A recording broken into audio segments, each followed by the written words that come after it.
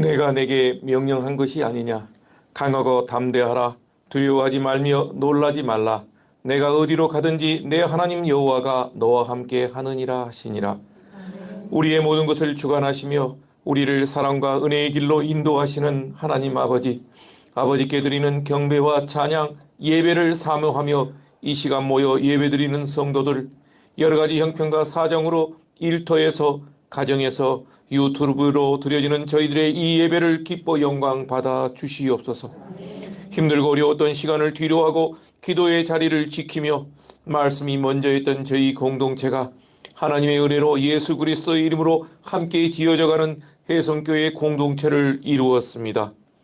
어떠한 계획도 없었고 함께 모여 예배드리고픈 저희들을 위해 하나님의 은혜로 귀한 삶의 터전을 임시 예배처소로 허락하신 가정의 헌신으로 이루어지게 하셨고, 함께 섬기고 나누는 식탁 공동체로 교회를 위해서라만 아낌없는 사랑으로 섬기는 성도님들의 사랑이 더해져 혜성교회가 하나둘씩 지어져 가고 자라게 하시니 감사합니다.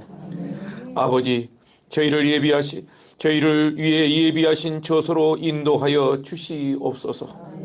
주일 낮 예배와 수요 예배뿐만 아니라 주일 저녁, 금요 기도회, 새벽 기도회까지 온전히 드리고 싶고, 온전한 교회 학교로 미래 세대를 교육하고 훈련시키고 싶습니다.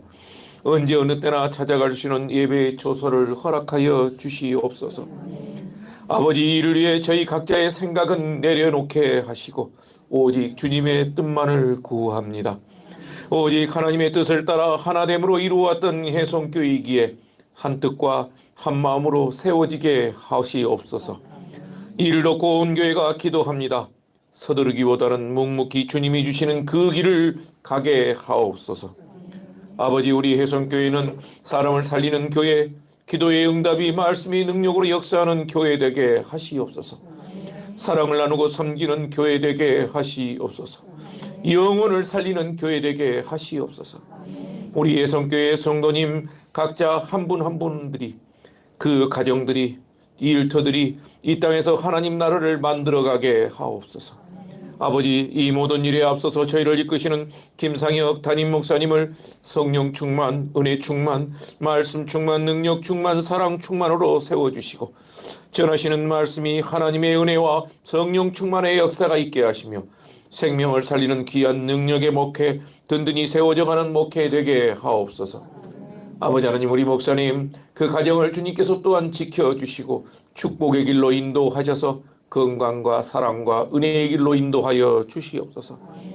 당회로부터 구역의 섬김이들과 교회학교의 교사, 반주자로, 찬양의 인도자로, 찬양팀으로, 식사 섬김과 주방의 봉사자로, 재정 담당자로, 남녀 성교회로, 주차 봉사로, 안내위원으로, 청소 봉사로, 차량 운전으로, 재직회의 직분자로 섬기는 모든 분, 혜성교회 교회학교 아이들과 젊은이들을 축복하시어 오직 주님의 영광만 드러나는 거룩한 혜성 공동체 되게 하옵소서. 아버지, 몸이 아픈 성도들을 위하여 기도합니다. 주님의 전을 사모하고 주님 앞에 간절히 예배드리며 기도하고 싶어하는 우리 성도들을 찾아가 주시옵소서. 특별히 박빌룡 집사님 주님께서 기억하여 주시고 속히 회복시켜 주시옵소서. 여러 가지 질병으로 치료 중에 계시는 모든 성도님들, 몸이 아픈 모든 성도님들에게 치유와 회복의 응답을 허락하시고, 삶에 지치고 고단한 성도들은 주님이 붙들어 주셔서 능히 이겨내며 헤쳐나가게 하옵소서. 이 시간 주님의 말씀을 듣겠습니다. 살아 역사하시는 성령 충만의 시간, 능력과 은혜의 역사가 넘치는 시간 되게 하옵소서. 이 모든 말씀 구원의 주가 되시는 우리 주 예수 그리스도의 이름 받들어 간절히 기도합니다. 아멘. 오늘 우리에게 주시는 하나님 말씀 느헤미야서 8장입니다. 느헤미야서 8장 1절부터 18절까지 한 장을 함께 받들어 읽겠습니다. 구약성경 737쪽입니다.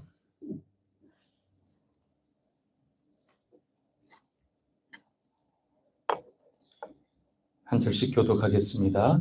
이스라엘 자손이 자기들의 성읍에 거주하였더니 일곱째 달에 이르러 모든 백성이 일제히 수문 앞 광장에 모여 학사 에스라에게 여호와께서 이스라엘에게 명령하신 모세의 율법을 가져오기를 청하매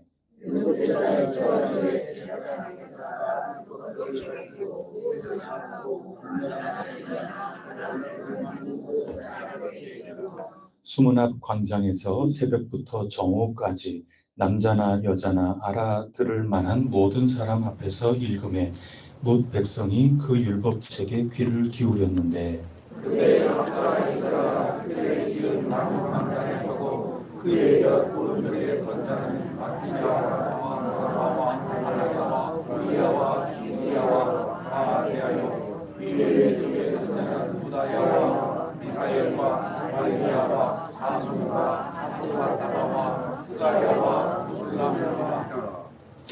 에스라가 모든 백성 위에 서서 그들 목전에 책을 펴니 책을 펼 때에 모든 백성이 일어서니라.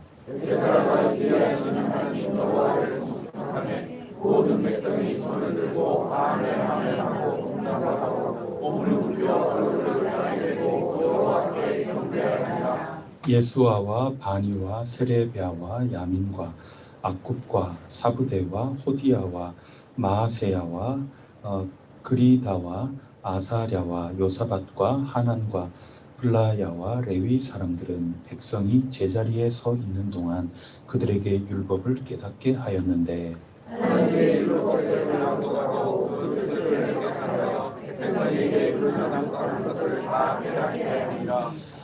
백성이 율법의 말씀을 듣고 다 우는지라 총독 느헤미야와 제사장 겸 학사 에스라와 백성을 가르치는 레위 사람들이 모든 백성에게 이르기를 오늘은 너희 하나님 여호와의 성일이니 슬퍼하지 말며 울지 말라 하고 느헤미야가 또 그들에게 이르기를 너희는 가서 사진 것을 보고 그것을 가지되 준비하지 못한 자에게는 나누어주라. 이날은 우리 주의 성인이 심하지 말라. 여호와를 인하여 기뻐하는 것이 너희의 힘이니라 하고 레위 사람들도 모든 백성을 정숙하게 하여 이르기를 오늘은 성일이니 마땅히 조용하고 근심하지 말라 하니 모든 백성이 여호와께서 보호하시지만 나누어주고 그의 줄로 하니 이는 그들이 그 일로 들려준 말을 가리키게 하리라. 그 이튿날 뭇 백성의 족장들과 제사장들과 레위 사람들이 율법의 말씀을 밝히 알고자 하여 학사 에스라에게 모여서 율법의 교훈을 여호와께서 모세를 통하여 명령하시기를 이스라엘 자손은 일곱째 달에 이르기에 사막에서 가르치니라 하였고 또 일러스되 모든 성읍과 예루살렘에 공포하여 이르기를 너희는 산에 가서 감람나무 가지와 들 감람나무 가지와 화석류 나무 가지와 종려나무 가지와 기타 무성한 나무 가지를 가져다가 기록한 바를 따라 초막을 지으라 하라 한지라. 백성이 이에 나서 나무 가지를 가져다가 혹은 지붕 위에 혹은 뜰 안에 혹은 하나님의 전들에 혹은 숨은 광장에 혹은 에브라임 문 광장에 초막을 짓되 사로잡혔다가 돌아온 회중이 다 초막을 짓고 그 안에서 거하니 눈의 아들 여호수아 때로부터 그날까지 이스라엘 자손이 이같이 행한 일이 없었으므로 이에 크게 기뻐하며 에스라는 첫날부터 끝날까지 날마다 하나님의 율법책을 낭독하고 우리가 이래 동안 전리를 지키고 여덟째 날에 규례를 따라 성회를 열었느니라. 아멘. 오늘 에스라와 느헤미야 시대의 신앙 부흥 우리가 함께 은혜를 나누고자 합니다. 그 바벨론의 포로로 있다가 다시 돌아오는데 단번에 돌아온 것은 아닙니다.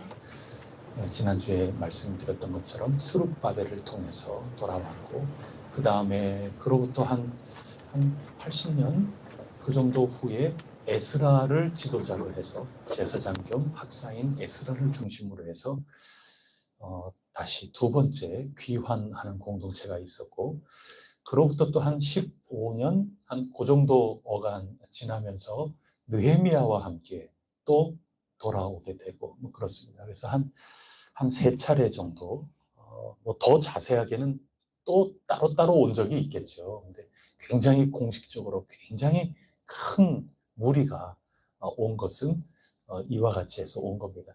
그냥 간단하게 온 게 아니고 빼앗겼던 모든 성전의 물품들, 이게 아마 거대한 포장 이사 센터에 연락을 해가지고 와야 될 그런 겁니다. 어마어마한 몇 톤이 되는 그런 것을 어떻게 옮겼을까? 이 생각만 해도 대단한 거죠. 그 거대한 행렬로 해서 집으로 돌아오고 있는 그런 것을 우리가 머리에 그려볼 수 있습니다. 오늘은 그 가운데 특히 이 지도자 이 에스라 그리고 느헤미야 이 시대, 이 둘은 시대가 거의 겹칩니다. 스룹바벨하고는 굉장한 차이가 나지만은 에스라와 느헤미야는 뭐 거의 겹치는 시대에 활동을 했던 그런 분이라서 오늘은 특히 느헤미야서 8장의 말씀을 중심으로 해서 한번 살펴보려고 합니다. 그리고 에스라서는 1장부터 해서 앞부분은 그 스룹바벨 시절의 이야기고 한 7장 정도부터 해서는 에스라와 함께 귀환했던 그때 상황들을 좀 말씀하고 있고 그렇습니다. 오늘도 하나님께서 우리에게 영적인 부흥의 놀라운 은혜의 그 바탕을 말씀을 통하여 잘 닦아 주시리라 굳게 믿습니다. 먼저 에스라를 한번 좀 볼까요? 에스라 그러면은 한마디로 얘기하면 제자 훈련입니다. 에스라는 제자 훈련입니다. 그래서 말씀과 삶의 신앙 운동을 했던 사람입니다. 말씀만도 아니고 그냥 우리 바른 생활 살자 하고 새마을 운동하는 것처럼 우리의 생활 개혁만도 아닙니다. 말씀과 삶이, 말씀에 비추어서 우리의 삶이 변화되는 것, 그게 오늘 우리식으로 얘기하면 제자훈련이거든요. 그런 부흥을 일으켰던 분이 에스라라고 하는 분입니다. 여러분 그 느헤미야 앞쪽에 보면 에스라서가 나오거든요. 에스라서 7장 한번 보십시오. 7장의 9절, 10절.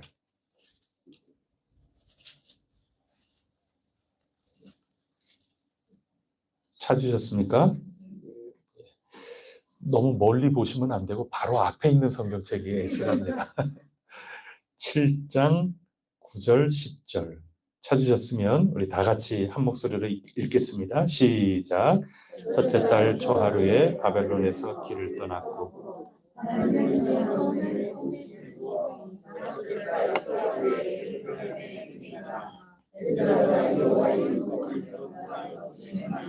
율례와 규례를 이스라엘에게 가르치기로 결심하였었더라. 아멘. 이렇게 떠나지 않습니까? 첫째 달 초하루에 바벨론에서 에스라를 필두로 해서 사람들이 예루살렘을 향하여 길을 떠났습니다. 하나님의 선한 손의 도우심을 받아서 길을 떠나는 겁니다. 우리도 해성교회 처음 시작할 때 하나님의 이 선하신 손길이 있다 하는 것을 여러분 모두 체험하셨으리라 믿습니다. 이 믿음을 절대로 놓치지 마시고 하나님의 선하신 손길, 하나님의 능하신 손길이 우리와 함께 하신다. 여기에 힘과 위로를 받고 그거 붙들고 승리하시기를 바랍니다.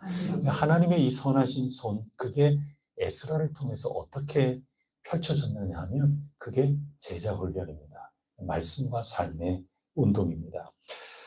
거기 보면 10절에 특히 에스라가 뭐를 연구했습니까? 예, 율법을 연구했습니다. 그러니까 하나님 말씀이죠. 연구하고 그 다음에 두 번째는 뭐 했죠? 준행하고 율례와 규례를 이스라엘에게 가르쳤다. 이거 제자 훈련입니다. 느헤미야서에서 에스라는 항상 그 앞에 붙는 수식어가 있습니다. 예, 맞습니다. 학사 에스라입니다. 뭐 요즘은 대학교를 공부하면 학사라는 학위가 나오지 않습니까? 그래서 에스라 선생님은 대학교를 나오셨는가 보다 이제 그렇게 생각할 수도 있긴 하겠지만 뭐 학제가 요즘하고는 뭐 다르니까 그런 뜻의 학위를 가리키는 그런 말씀은 아니지만 그 시대에는 학자라는 그런 뜻입니다. 근데 이 학사라는 말의 본 뜻은 뭐냐 하면 숫자 센다 하는 뜻입니다. 계수원입니다. 계수원. 계수하는 사람. 그리고 또 다른 두 번째 뜻이 뭐냐 하면 군대 소집하는 사람입니다. 군대를 소집하거나 또 오늘도 이렇게 많이 모여주셨는데 우리 혜성교회 교우 여러분들 우리 모두 모여주세요. 이렇게 하면 다 소집이 되지 않습니까? 우리 교인 총회합니다. 모두 모여주세요. 재직회를 합니다. 모두 모여주세요. 이렇게 한단 말이죠. 그러면은 우리 서기 분이 몇 분 오셨나, 누구누구 오셨나 이렇게 해서 다 계수하지 않습니까?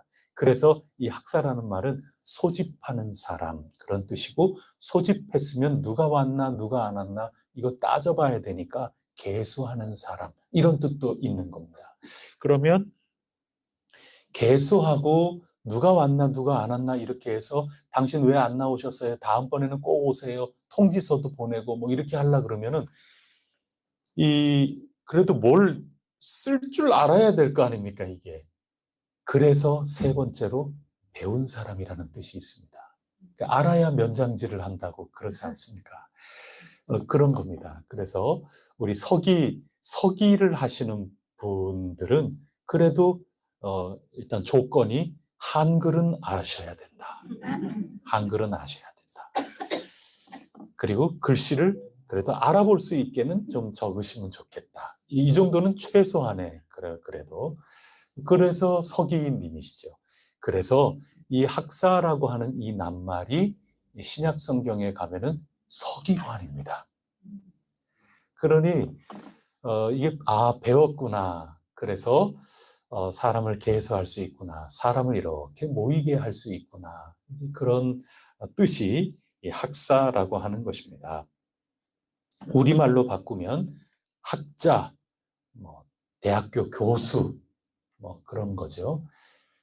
제사장 겸 학사이기 때문에 오늘 우리로 얘기하면 우리 교단의 신학교 총장님, 신학교 교수님 이 정도쯤 될 수도 있을 거고 우리나라 문화의 전통 속에 보면 그저 선비다 이렇게 얘기할 수 있는 거죠. 늘 글을 읽고 학문적으로 고매하고 이런 사람으로서 하나님의 제사장 역할을 감당했던 사람, 그 사람이 바로 에스라라고 하는 사람이었습니다. 이 시대의 부흥은 다른 사람이 아니라 그냥 에스라도 아니고 그냥 제사장도 아니고 학사인 제사장 에스라입니다. 연구하는 사람, 이 글 공부를 꽤나 했다고 하는 사람, 그런 사람으로서 이 에스라를 중심으로 하여 벌어진 부흥 운동이 오늘 에스라 부흥 운동입니다. 그게 특징입니다. 학자인, 선비인 에스라를 통하여 신앙에 불이 붙은 겁니다. 뜨거워진 겁니다. 우리는 잘 좀 익숙하지 않죠. 우리 한국교회 그냥 일반적인 모습으로 보면은 조금, 아니, 그래가지고 불이 붙나? 이렇게 느껴질 수가 있죠. 근데 이 신앙운동, 신앙의 부흥이라고 하는 것은 자칫 교회의, 한국교회의 역사가 아니라 세계교회의 역사를 이렇게 보면 성령 충만하고 부흥했다 하는 그런 것들이 곁길로 갈 때는 어떻게 가는가 하면 반지성주의로 나가는 경우가 왕왕 있거든요. 그러니까 그냥 열심히 뜨겁게 기도만 하면 된다. 그거를 막 추구해 나간 그런 분파들도 많이 생기고 그래서 공교회가 그것은 건강하지 않다. 이렇게 질서를 잡기도 하고, 오늘 우리로 따지면 뭐 2단이다 뭐 이렇게 하면서 하나하나 좀 정리가 되기도 하고 뭐 이러거든요. 근데 우리 기독교는 늘 우리가 뭐 읽고 지금 또 이야기 나누고 그러잖아요. 뭐 읽어요, 우리는? 우리는 성경. 그래서 예수 믿는 사람들은 기본적으로 지성적이에요. 늘 글을 늘 읽지 않습니까? 지금은 이제 뭐 그런 분들이 많이 이제는 없죠. 근데 저 처음 목사가 되고 이렇게 할 때만 해도 이 글을 모르는 그런 어르신들도 계셨거든요. 그건 너무나도 그 시대에는 이제 자연스러운 일이고, 근데 놀라운 거는 성경책은 줄줄줄 읽으세요. 다른 거는 잘 못 읽으세요. 성경은 줄줄줄 읽으세요. 다 그 어르신 분들 통해서 우리 신앙이 다음 세대 계속 이어진 거거든요. 근데 어떻게 아느냐? 대강 성경책 보면 글자를 아는 겁니다. 성경책이 있다가 한글을 깨우치고 그런 거죠. 근데 다른 것들은 얼른 그게 잘 안 돼요. 근데 성경책은 그래도 굉장히 늘 평생 읽었으니까. 그래서 그만큼 이 기독교는 늘 성경을 읽고 또 생각하고, 이게 책 읽고 생각하고, 이게 예수 믿는 사람은 기본적으로 반지성주의가 아니에요. 늘 글을 읽어 나가면서 사고하고 이 글을 통해서 신앙생활을 해 나간 그런 사람들입니다. 그렇기 때문에 기도만이 아니고 괄호 엮기를 한다면 기도만 한다고 기독교인이 아니라 기도도 하는 게, 그게 기독교인의 모습이라 할 수 있겠습니다. 말씀을 올바로 깨치지 않고서는 올바른 부흥도 없는 겁니다. 있다 하더라도 아주 일시적입니다. 그냥 안짝할 수밖에 없습니다. 중심이 자칫 흔들리기 때문에 그렇습니다. 분별력이 없어집니다. 자꾸 이런저런 우리 삶 속에 별의별 일들, 그리고 내 속에서 별의별 생각들, 이런 것들이 끊임이 없기 때문에 분별이 되지 않을 수 있고 그렇습니다. 올바로 해석하고 또 이렇게 그득하게 담아 놓을 수 있는 이 틀거리가 딱 질서 잡힌 그 그릇이 없다면, 그것이 마련되지 않으면 별 것들이 이 세상에서 쏟아지고, 또 내 개인적으로는 신앙을 하는 사람이기 때문에 정말 어마어마한 체험들이 쏟아지고 그렇거든요. 여러분들 예수 믿는 사람들은 그냥 일상을 살면서도 체험이고, 또 일상에서의 체험뿐만이 아니라 막 영적인 체험들도 쏟아져 내리고 이런 게 다반사거든요. 그런데 그런 것들을 올바로 담지를 못해요. 뭐가 없으면 반지성주의로 나가버리게 되면 올바로 담지를 못하고 엉뚱한 그릇에 담기도 하고, 내게 하늘의 별과 같이 체험들은 쏟아지는데 이게 도대체 나에게 뭔 의미인지, 우리에게 뭔 의미인지 올바로 분별을 해내지를 못하고 해석을 하지를 못하고, 그래서 이 공동체에 어떤 유익이 있는지, 공동체에 도대체 무슨 의미가, 내 일개의 이 체험이 이 공동체에게, 적어도 나에게서부터 시작해서 내 가족에게, 우리 교회에 어떤 의미가 있는지 차곡차곡 분별이 되기 어려워요. 어떻게 되면? 반지성주의로 나가면 그렇게 되기가 굉장히 쉬운 겁니다. 학사 에스라는 박사님이에요. 근데 그 가운데 부흥이 일어난 겁니다. 불이 붙었어요. 그래서 오늘 이 에스라 신앙 부흥 운동이 여러 굉장히 다양한 구약 성경의 신앙 각성 운동에서 특징이고, 오늘 우리에게도 들려주는 바가 적지가 않습니다. 우리 신학교 때는 매일같이 예배를 드렸거든요. 매일 10시였나 11시에 늘 매일같이 예배를 드려요. 전교생이 수업을 마치고, 그때는 모든 문을 다 잠궈요. 행정기관도 다 문 잠긋고 어디 가서 아무것도 못합니다. 오로지 예배만 드려야 돼요. 매일같이 예배 드립니다. 어떤 이제 좀 실천적인 목회학을 가르치는 그런 선생님들, 그리고 어떤 선교를 가르치는 선생님들, 이런 분들은 막 쩌렁쩌렁하게 막 얼마나 막 도전을 던져줍니다.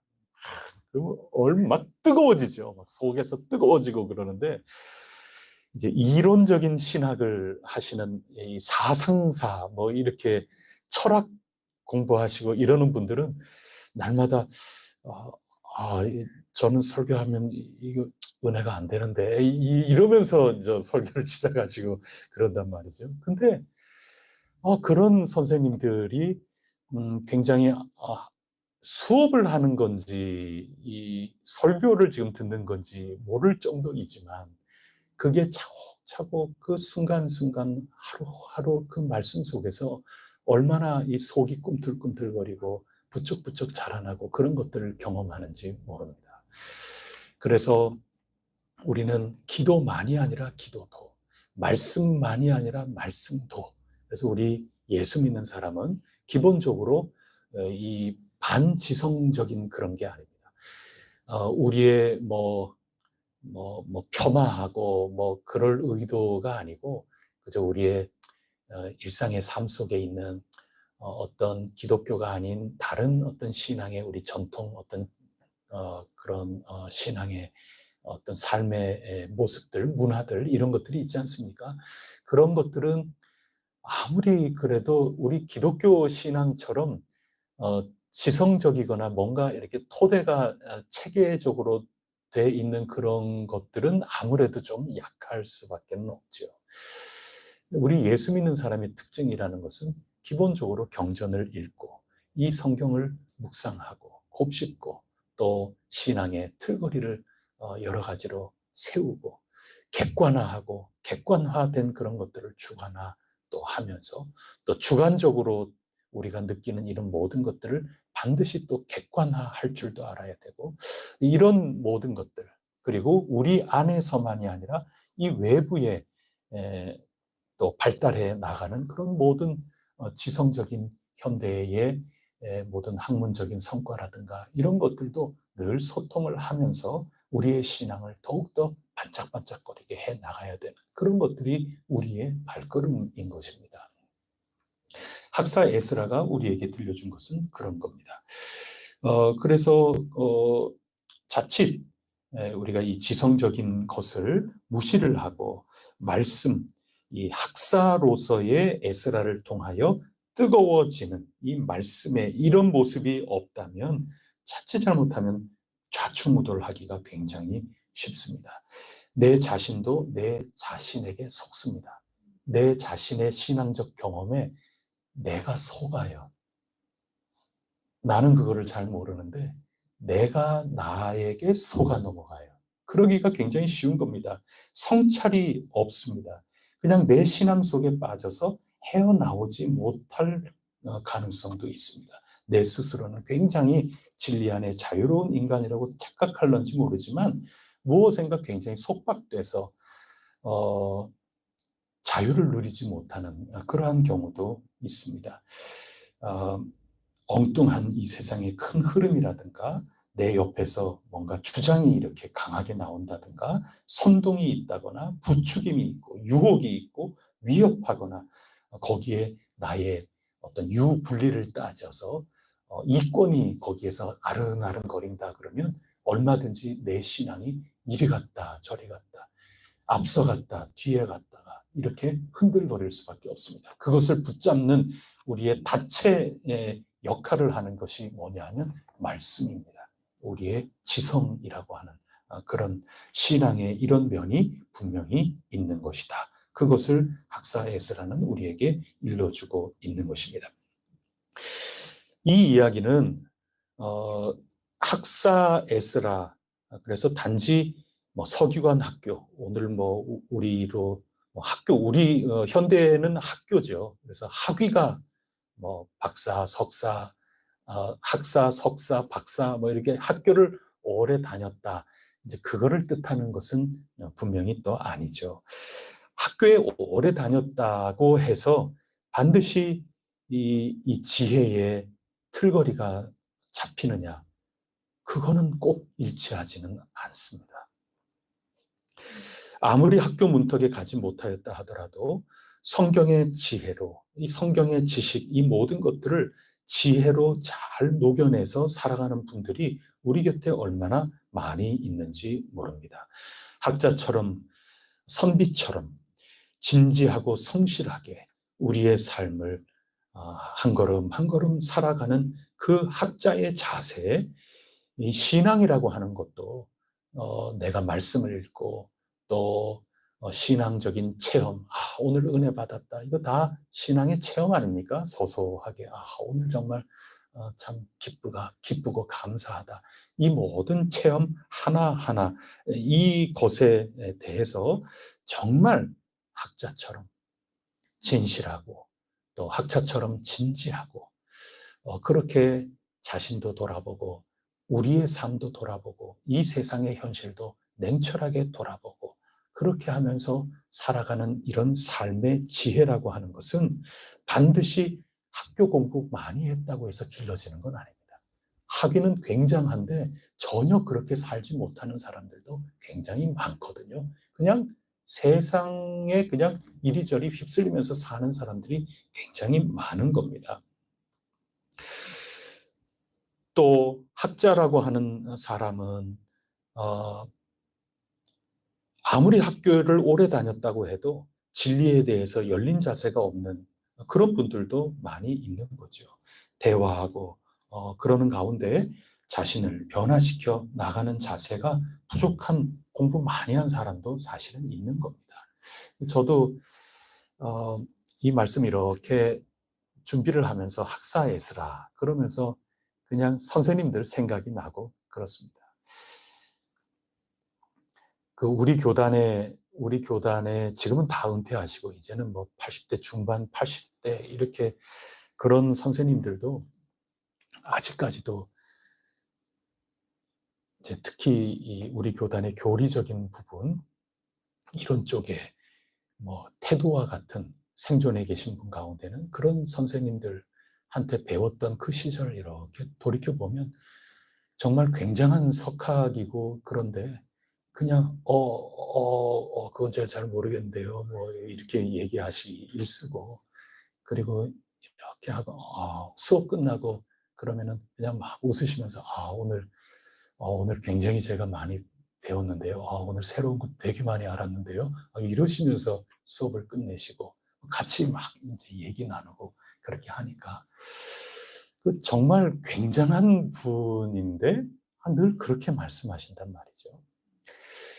그래서 그런 거 보면은 참 정말 우리는 배워나가는 그런 아무것도 아닌 그냥 학생들에 불과하고 그런데 우리 이야기도 정말 귀 기울여 주시고 거기에 길잡이가 돼 주시고 또 우리가 얘기하고 고민하고 또 우리 생각을 이렇게 말할 수 있고 이제 그런 거에 대해서 정말 오늘 나 이거 새로운 것 되게 많이 알았는데요. 이렇게 얘기하시는 그런 선생님. 이게 기억에 굉장히 많이 남고 그렇습니다. 그런가 하면 어떤 분도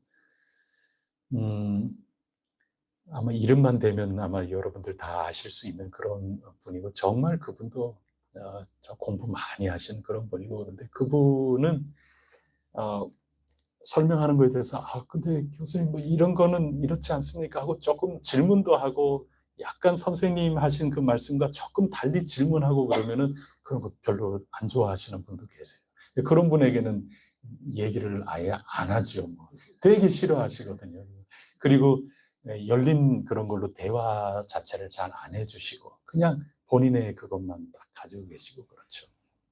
그래서 여러분 선비 또 진짜 이 학사 에스라라고 했을 때 이 말씀에 기반을 해서 그 자세라고 하는 것은 얼마든지 열려 있는 것이고 대화하는 것이고 이 지성이라고 하는 이것과 함께 우리의 신앙의 모든 경험, 이 신앙의 은혜를 그 그릇에 잘 담아서 어떤 가운데도 흔들리지 않고 우리 가운데 주어진 삶을 올바로 걸어나갈 수 있는 그 바탕이 되는 그런 자세로서 학사 에스라 이것을 이해하면 저는 굉장히 중요한 것이다 그런 생각을 합니다. 그리고 에스라의 그 말씀 7장 10절이었죠. 여기 보면은 율법을 연구하여 이거 학사의 모습이죠. 학사 에스라의 모습인데 말씀 연구한 다음에 그 다음에 뭐 했나요? 준행한 다음에는 뭐 했나요? 예, 가르쳤죠. 그래서 여러분 이거는 참 두려운 얘기죠. 제가 항상 아무래도 마이크를 잡기 때문에 저로서는 참 두려운 이야기입니다. 학사 에스라가 오늘 말로 제자 훈련을 했다. 그러면 정말 말씀을 잘 연구해서 선비처럼 학자처럼 늘 진지하게 연구하고 늘 열린 마음으로 소통하고 그렇게 깨닫고 그렇게 파헤친 그런 신앙의 귀중한 알맹이들을 잘 전달을 했다. 그거로 끝나는 게 아닙니다. 연구해가지고 전달했다. 하나님의 말씀을 가지고 전달했다. 그리고 하나님 말씀 연구한 것을 백성들이 받아들였다. 이게 단순히 그렇지가 않아요. 그 가운데 뭐가 지금 들어가 있습니까? 준행했다는 겁니다. 그러니까 엄밀하게 보면은 단순하게 지식을 전달했다는 것도 아닌 겁니다. 그 지식이라는 것은 먼저 그 지식을 연구하고 늘 우리가 말씀을 읽는 거 아닙니까? 우리 한 사람 한 사람들이 말씀을 읽고 그 말씀에 응답해서 내가 한번 생각해보고 또 내가 살아보고 그래서 내 삶이 변화된 겁니다. 이 말씀의 은혜로 변화된 내 삶의 이야기를 전달하는 겁니다. 그게 부흥입니다.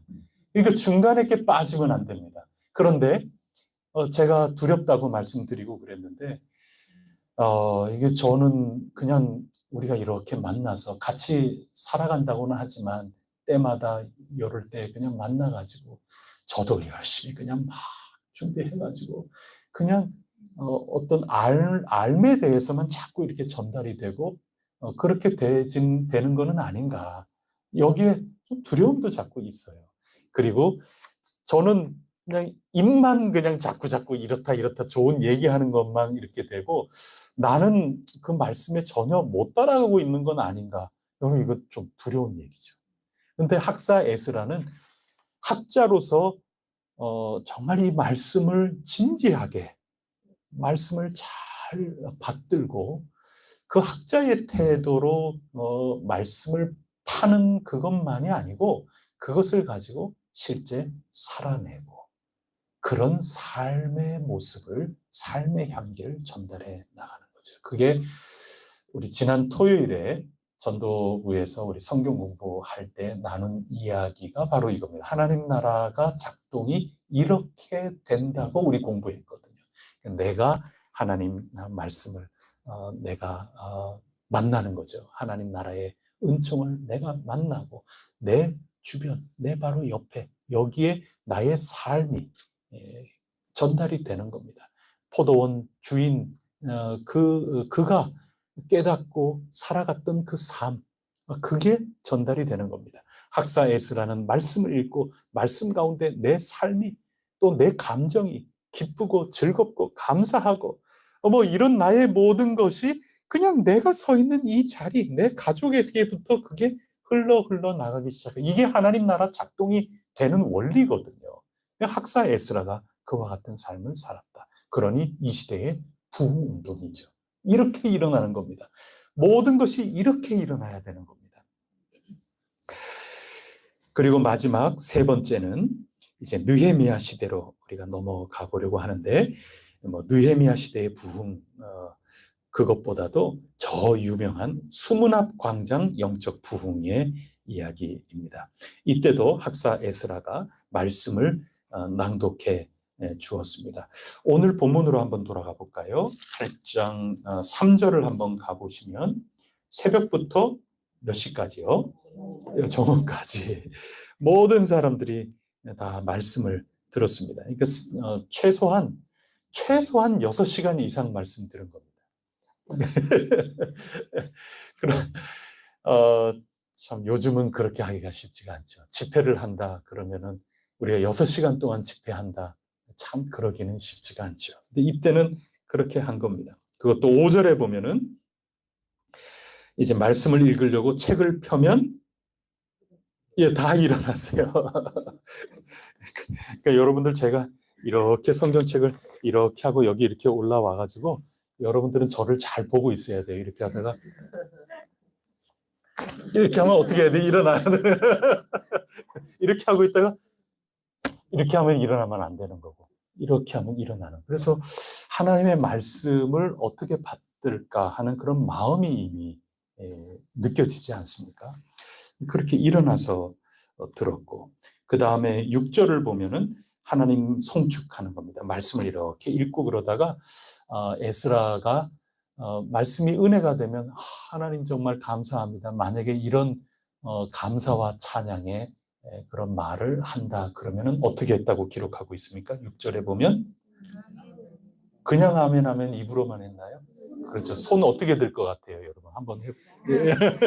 그래서 아멘 그냥 한 번도 아니고 아멘 아멘 뭐 이렇게 반복한 거죠. 그 다음에는 여러분 이 자리에 엎드려 가지고 바닥에 얼굴을 대고 하나님께 절하여 경배하였다. 그게 수문앞 광장에 부흥이 일어났던 그때의 모습을 지금 묘사하고 있는 겁니다. 또 우리 연습을 한번 해봐야 되지 않습니까? 그래서 우리 아까 제가 에스라서 7장 그 10절 말씀 저 9절 말씀 쪽을 제가 읽는다 생각하고 여러분들 한번 해보세요. 말씀을 읽는다 그러면 여러분 일어나셔야 되겠네요. 제가 이렇게 하고 있다가 저를 잘 보셔야 돼요. 딱 하면 어떻게 해야 됩니까? 펼쳐졌다? 그리고 일어나셔야 되는 겁니다. 그래서 제가 낭독을 이렇게 하는데 여러분이 잘 들으셔야 되는 거죠. 첫째 달 초하루에 바벨론에서 길을 떠났고 하나님의 선한 손에 도우심을 입어 다섯째 달 초하루에 예루살렘에 이르니라. 어이구 하나님이 선하신 정말 은혜가 되네요. 하나님 우리 해성교회 선하신 손길로 인도하여 주신 거 감사 찬송 영광을 돌리나이다. 아멘. 아멘. 그런 다음에 우리 실제로 하지는 못하지만은 엎드려서 절하였다. 여러분 앉으십시오. 자 앉으세요. 잘 보시고 앉으세요. 그게 에스라 시대의 지금 부흥이었다. 그리고 에스라 느헤미야 시대죠. 그때 이런 식으로 말씀을 읽으면서 수문학 광장에 부흥이 일어났다 하는 그런 얘기입니다. 거기에 멈추지 않고 오늘 본문 더 뒤로 이렇게 가보면 사람들 소개하는 내용이 정말 많은데 그 사람들이 레위 사람들하고 전부 이렇게 흩어져 가지고 율법책이 낭독이 될 때 전부 자기 처지에서 오늘 우리식으로 한번 읽어보면 전부 일어서 가지고 말씀을 듣지 않습니까? 그럼 여기에서 저하고 우리 최규정 장로님, 최백물 장로님, 설 장로님 또 너무 또 사람들이 많다 그러면 구역장님들하고 전부 이래가지고 이렇게 걸어 다니는 거죠. 이렇게 하면서 잘 이해가 안 된다고 이렇게 손을 들고 그러면 아이고 집사님 삶을 내가 잘 알잖아요. 집사님 삶에 비추어 보면은 이거는 이런 뜻인 것 같아요. 정말 그런 것 같아요. 또 어떤 분은 좀 전에 그 낱말이 너무 어려워서 무슨 뜻인지 모르겠어요. 아이고 그 학사라는 것은 정말 진지한 학자와 같은 그런 자세를 가지고 말씀을 그렇게 대해야 된다. 베레아 사람들처럼 정말 과연 이게 그러한가 말이죠. 이게 학문적 자세잖아요. 그렇게 해서 이 말씀을 정말 사모하면서 그런 걸 뜻하는 거예요. 그럼 아멘 아멘 그렇군요. 이렇게 자꾸 이해가 되도록 해석해주고 잘 깨달을 수 있도록 해주는 사람들이 자꾸 이렇게 돌아다니면서 해줬다는 겁니다. 위에서는 계속해서 말씀 이렇게 통독해 나가고 말이죠. 그러니 모든 사람들이 정말 은혜를 받고 그렇게 된 겁니다. 소그룹 인도자들처럼 회중 속에 들어가서 깨닫게 해주는 거죠. 그랬더니 어떤 결과가 일어나기 시작을 합니까? 9절 9절에 보시면은 백성이 율법의 말씀을 듣고 예, 다 슬퍼하고 울고 그래. 왜 그렇게 슬퍼하고 울었을까요? 그렇죠. 말씀을 깨닫고 말씀에 따라 우리가 부족한 모습이 자꾸 생각이 나는 거거든요. 그래서 내 삶과 말씀이 겹쳐져 버리게 되는 거죠. 겹쳐 읽기가 돼 버리는 겁니다. 그러니 눈물이 나오는 거죠. 그래서 오늘 이 부흥 운동의 특징을 보면 무엇보다도 신앙의 부흥은 울음이 터져 나와야 되는 겁니다. 아차차, 이제 우리 어떻게 살아야 될고, 아차차, 아이고 큰일 났구나, 이런 거죠. 근데 요즘 우리 시대의 말씀은 너무 홍수예요. 말씀이 너무 홍수고 편의점 자판대에 내 좋아하는 거 골라 먹는 이제 그런 느낌까지 들 정도로 너무 말씀의 홍수인 게 요즘 우리의 모습이기도 하고 그렇습니다. 그래서 너무 흔하다 보니까 그저 정보나 지식 그리고 내 감성의 터치, 감각적인 이런 쪽으로 자칫 잘못하면 전부 그러신 거는 그건 당연히 아니겠지만 자칫 잘못하면 말씀에 대하는 자세가 그렇게 아주 좁게 될 가능성도 상당히 많이 있는 게 요즘 우리의 모습이죠. 바꿔 얘기한다면 이 수문학 광장에 학사 에스라와 느헤미야가 주도한 이 신앙 운동, 이 운동에 비추어 볼 때 눈물을 잃어버린 시대입니다. 성경을 아무리 읽어도 슬픔이 없어요. 말씀에 비추어서 이거 큰일 났네. 아이고 주여.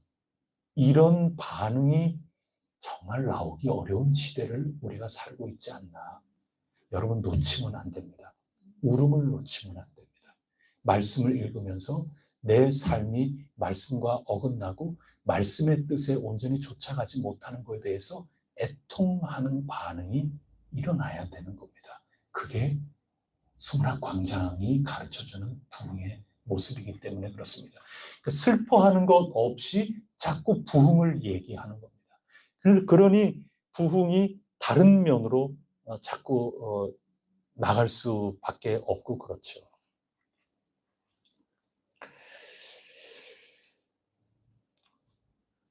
앞서 우리 읽은 것처럼 일어서서 6시간 동안 일어서고 그리고 말씀을 듣고 돌아다니면서 말씀을 해석해주고 감사와 이 간증을 이렇게 외마디라도 하면 아멘 아멘 하면서 엎드려 하나님께 경배하고 이런 것들이 부흥의 방법과 과정이라고 한다면 자신의 삶을 말씀에 비추어 성찰하며 슬퍼 눈물이 터지는 회개죠. 슬퍼 눈물이 터지는 각자 전부 다 울었다는 겁니다. 모두가 누구 빼놓지 않고 말씀에 비추어 다 함께 눈물바다가 되고 같이 울고 하나님 앞에 이런 것은 부흥의 증거라고 할 수 있습니다. 그래서 부흥의 방법, 부흥의 증거, 부흥의 증거를 보여주는 우리 혜성교회의 모습이 되시기를 바랍니다. 근데 그 반응, 부흥의 증거는 울음만이 아니라 한 가지가 더 있습니다. 그게 우리 본문 10절 말씀입니다. 10절 말씀 우리 다 같이 읽어보겠습니다. 시작.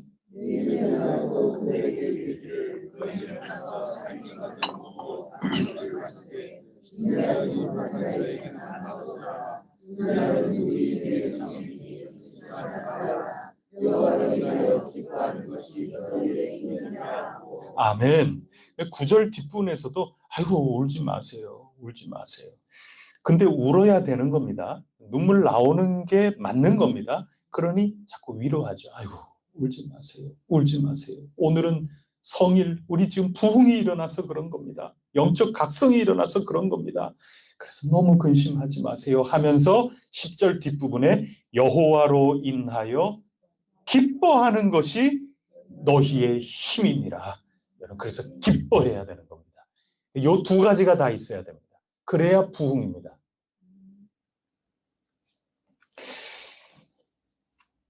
우리 성경은 그렇게 옮기고 있지만 표준 세번역을 제가 통하여 읽어보면 이렇습니다. 주님 앞에서 기뻐하면 힘이 생기는 법이니 슬퍼하지들 마십시오. 주님 앞에서 기뻐하면 힘이 생기는 법이다. 공동번역 성경으로 읽어보면 이날은 우리 주님의 날로 거룩하게 지킬 날이니 슬퍼하지 마라. 여호와 앞에서 기뻐하면 너희를 지켜 주시리라. 그런 겁니다. 그래서 이러한 권면의 말씀을 듣고 어떻게 했느냐? 12절을 한번 보세요. 다 같이 읽어보겠습니다. 시작. 모든 백성이 곧 가서 먹고 마시며 나누어 주고 크게 즐거워하니 이는 그들이 그 읽어 들려준 말을 밝히 알미니라. 아멘. 그런 겁니다. 특별히 여러분 10절에 보면은 가서 뭐 어떤 거 먹으라 그래요? 살찐 거 먹고 단 거 마시고 이렇게 하라는 겁니다. 하여튼 맛있는 거 먹고 그랬더니 성도님들이 전부 가가지고 자기 그걸 전부 나누는 겁니다. 그래서 맛있게 먹고 즐겁게. 그래서 한쪽으로는 눈물이 아직까지 마르지 않아서 이렇게 하면서 되게 맛있다, 그치? 막 이러면서 막 이렇게 울면서 막 먹고 이렇게. 여러분 그게 부흥인 겁니다.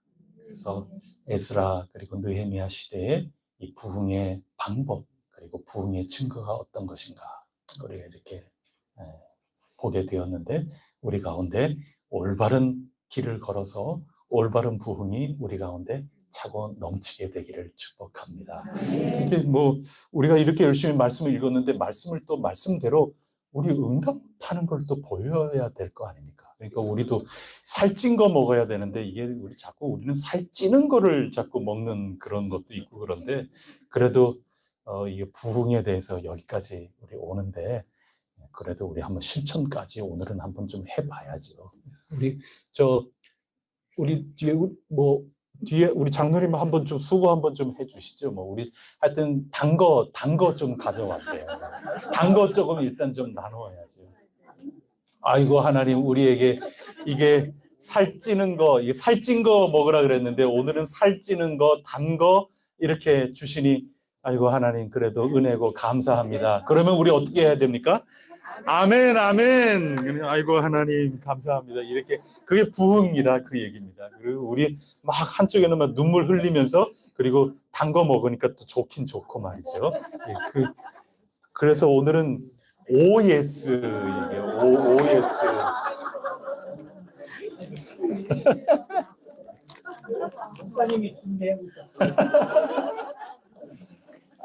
이거 말씀대로 한번 해봐야 될 거 아닙니까 이게.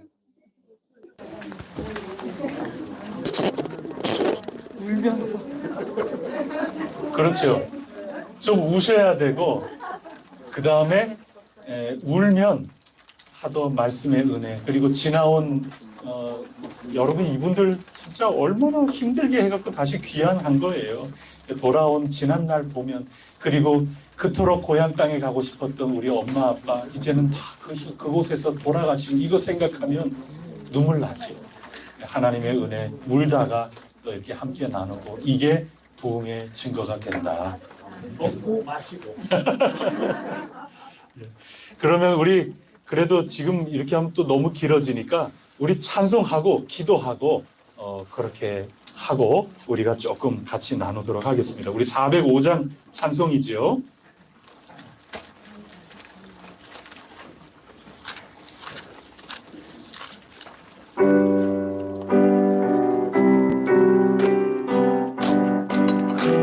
기뻐합시다. 주의 친절한 발에 안기세 우리 마음이 평안하리니 항상 기쁘고 복이 되겠네. 영원하신 발에 안기세 주의 발에 크신 발에 안기세 주의 발에 영원하신 발에 안기세. 날이 갈수록 두루 광명하게 비치고 천성 가는 길 편히 가리니 영원하신 팔에 안기세 주의 팔에 크신 팔에 안기세 주의 팔에 영원하신 팔에 안기세 주의 보좌로 나갈 때에 기뻐 찬미소리 외치고 겁과 두려움 없어 하신 팔에 안기세 주의 팔에 크신 팔에 안기세 주의 팔에 영원 1절을 다시 하겠습니다. 주의 친절한 팔에 안기세 우리 마음이 평안하리니 항상 기쁘고 복이 되겠네 영원하신 팔에 안기 아멘 주의 팔에 크신 팔에 안기세 주의 팔에 영원하신 팔 주의 팔에